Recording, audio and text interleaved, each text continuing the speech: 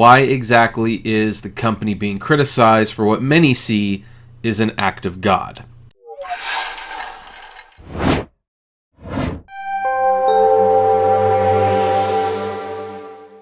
Hey everyone, this is Kevin the Apptrepreneur. Welcome to my channel. Thank you so much for joining me on today while we talk about this unfortunate news from Amazon. And this is a complicated one because, in case you have not heard, Amazon's warehouse in Chicago, Illinois, or at least, probably just Illinois somewhere. I don't think it was Chicago now that I think about it.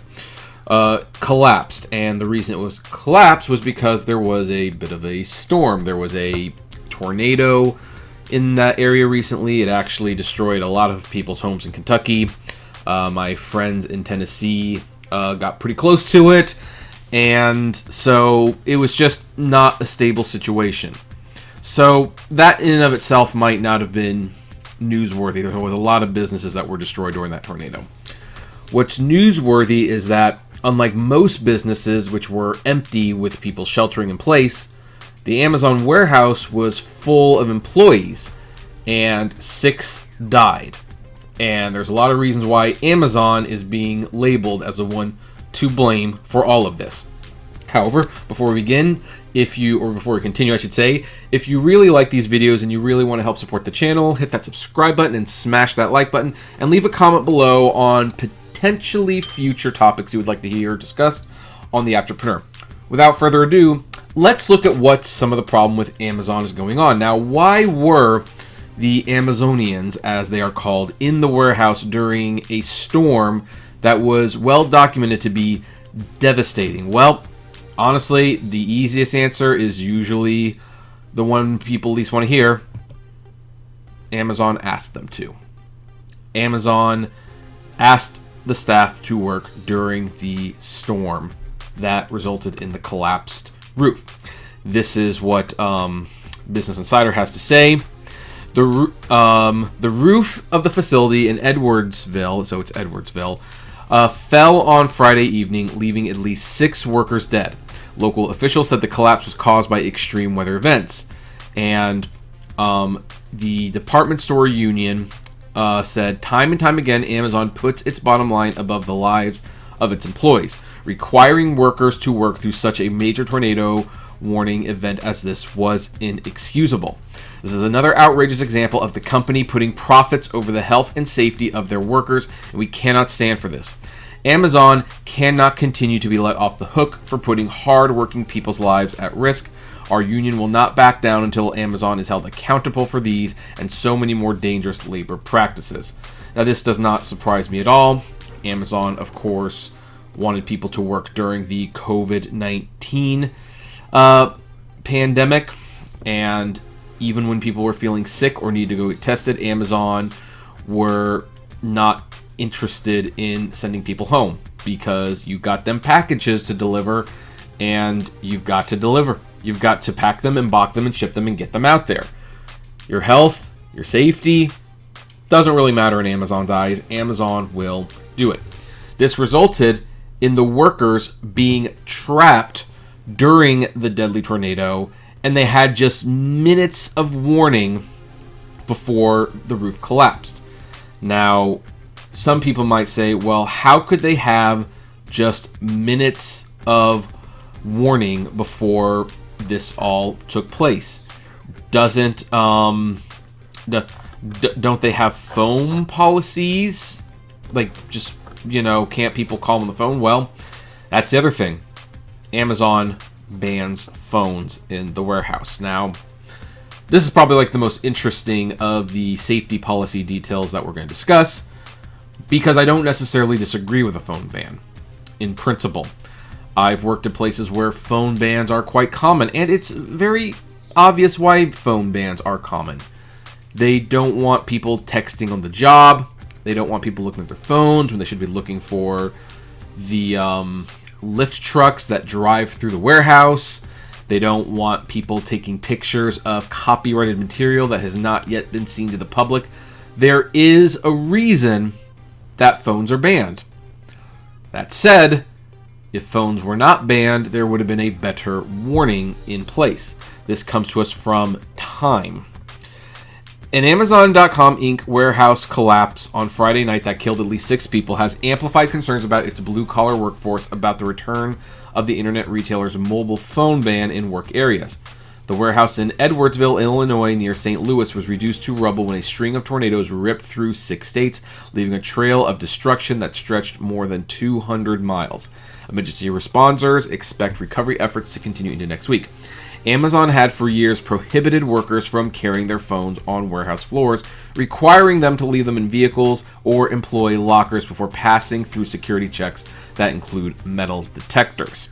The company backed off during the pandemic, but has been gradually reintroducing it at facilities around the country. Now, why would they back off on it during the pandemic? Well, it's pretty easy to explain. If someone came into contact with someone with COVID, they wanted that person to be notified so that that person could notify Amazon, and Amazon could send them home without pay, and thus kind of encouraging inadvertently, or maybe advertently, who knows, that employee to stay behind and work even though they might have COVID. But anyway, 5 Amazon employees, including 2 who took work across the street from the building that collapsed, said they want access to information such as updates of potentially deadly weather events through their smartphones without interference from Amazon. The phones can also help them communicate with emergency responders or loved ones if they are trapped, they said. Quote, "After these deaths, there is no way in hell I am relying on Amazon to keep me safe," said one worker from a neighboring Amazon facility in Illinois.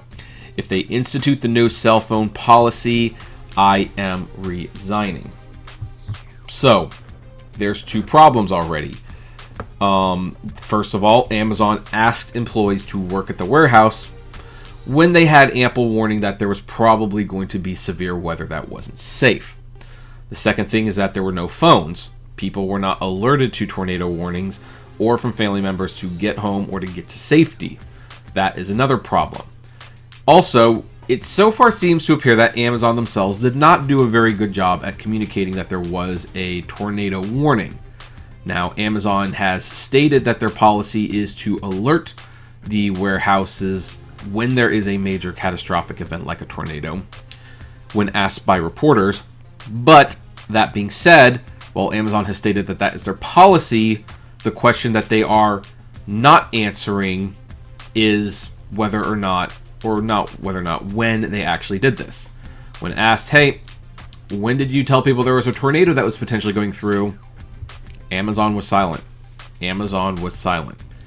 There's even more concerning information because apparently, now this is a video so we can't show it, but there was at least one Amazon worker who was told not to leave the warehouse. Was told not to leave the warehouse. They weren't allowed. Which, that can be a problem or it could not be a problem. It can be a problem in the sense that if the tornado is heading towards you, you might be in a building that is adversely going to be affected by the tornado, maybe even given a direct hit.